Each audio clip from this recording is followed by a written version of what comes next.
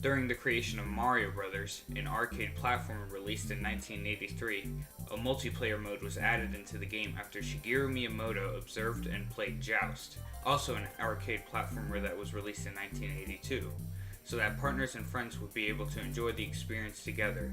One thing was, they needed to create another character for said multiplayer mode, so they decided to create a green and brown palette swap of Mario named Luigi, the twin brother of Mario, who could cooperate or compete with or against Mario.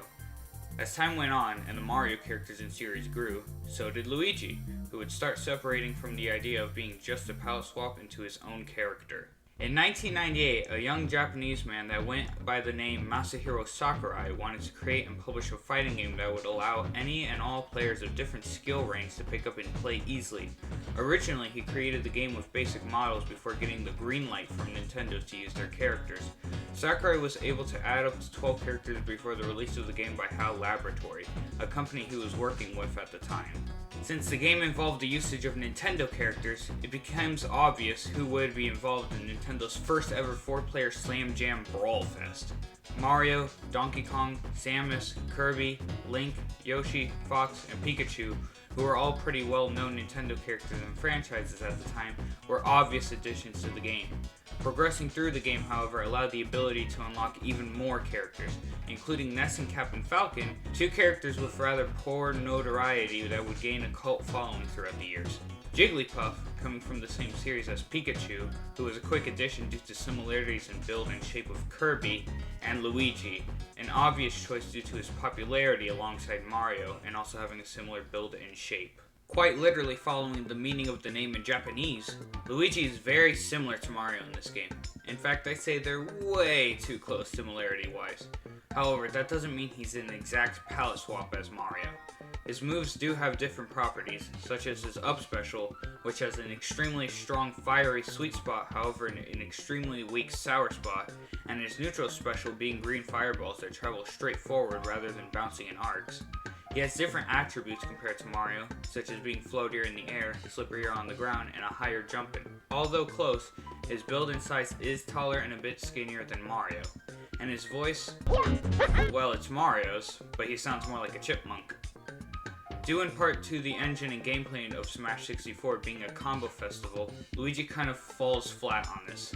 All of his attacks are medium to short range, giving him poor approaches. His overall mobility is like playing on mud, and due to being floaty, it makes him harder to get back on the ground and allows him to be essentially juggled for eternity, which is kind of the opposite of what should happen to floaties. However, due to the high hit stun incomparable to other games, he has it bad. Although he does have a few essential combos, some of which can fall into his deadly super jump punch sweet spot, his overall physics and ability strongly holds him back, and this can be seen with his overall matchup experience being one of the weakest in the game and being considerably dead last on the most recent, although outdated tier list. During the development of Super Smash Bros. Melee, the sequel to Super Smash Bros. And an upcoming title for the upcoming Nintendo GameCube, all 12 characters in the first game would return with changes whether coming from the new engine and gameplay, or fixes from the development team during transition. Luigi in Melee was given heavy changes between the two games in order to make him more distinct from Mario and to make him more functionable overall. Being put into a new game onto a new system, he was graphically updated to be in line with everyone else, was given a more proportional build, smoother animations, and being closer to his designs at the time by making his green greener and his overall actual navy blue instead of purple. However, he does retain some stuff in similarity with Mario, such as the voice still being the same besides pitch, and many of their move animations. The changes with his attacks are given much more distinction compared to Mario, whether it's with new animations and moves or by further separating properties. He's much more quicker with his frame data, his range on a lot of moves increase, he has a lot more KO power on many of his moves, the new throws allow him good combo and chain grabbing potential, and the addition of side specials in Melee gives him the green missile, a special in which Luigi shoots himself forward, giving him good horizontal range, which in turn gives him a better recovery option and mix-ups. It also has the chance to explode and travel very far and kill earlier if coming in direct contact with someone. Other stuff include his up special traveling vertically, and his taunt hitbox, which was firstly in Smash 64, gaining a hard meteor angle. He also has better attributes, especially in air, making him hard to challenge it, especially in combination with his better aerials. However, what he excels at the most is not the direct changes made to him, but the changes from the game itself. With the ability to perform a wave dash, i.e. air dodging into the ground, Luigi's air approach game is absolutely nuts and turns his muddy mobility into slippery butter all the time. Did he get his shoes squeaked before entering the battle? I'm not complaining either way. Due to wave dashing length being based around weaker traction, this essentially gives Luigi a huge advantage over something that should be giving him a disadvantage. However, that doesn't mean Luigi was all good.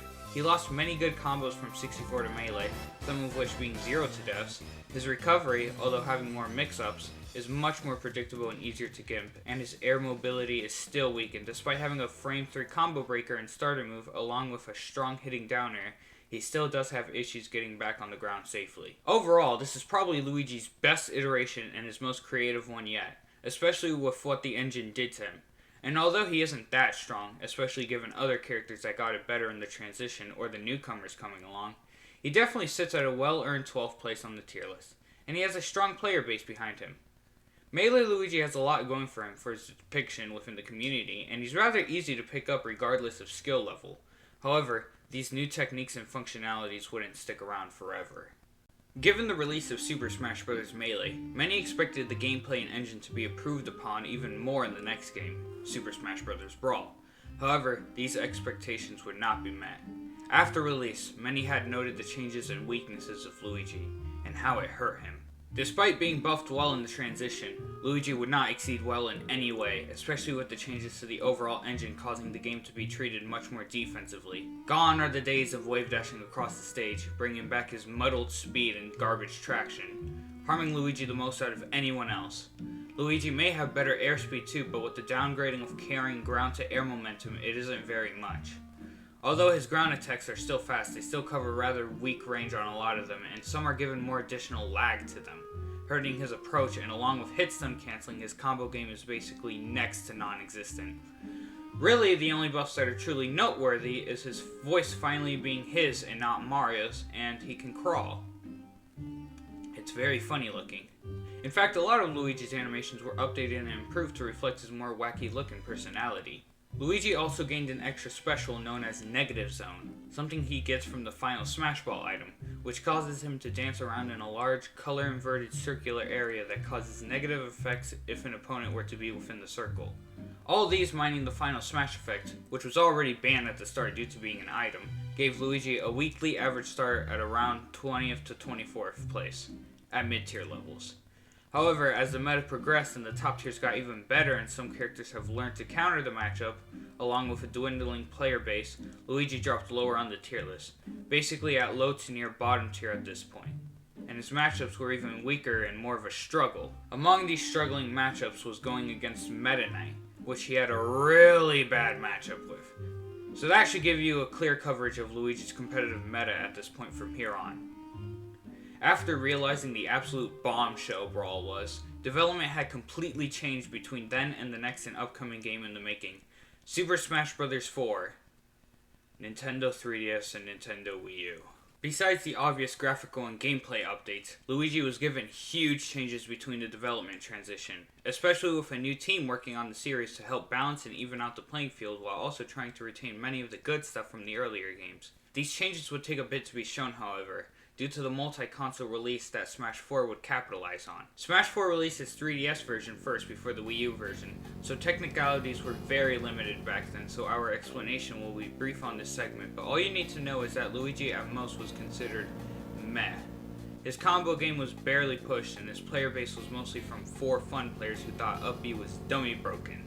Then, when the Wii U version came out, his true potential was finally shown. Many had noticed his buffed KO options, better mobility both on the ground and in the air, and with the fixes to the game's new engine and an extreme weakening of hit stun cancelling, Luigi finally had combos.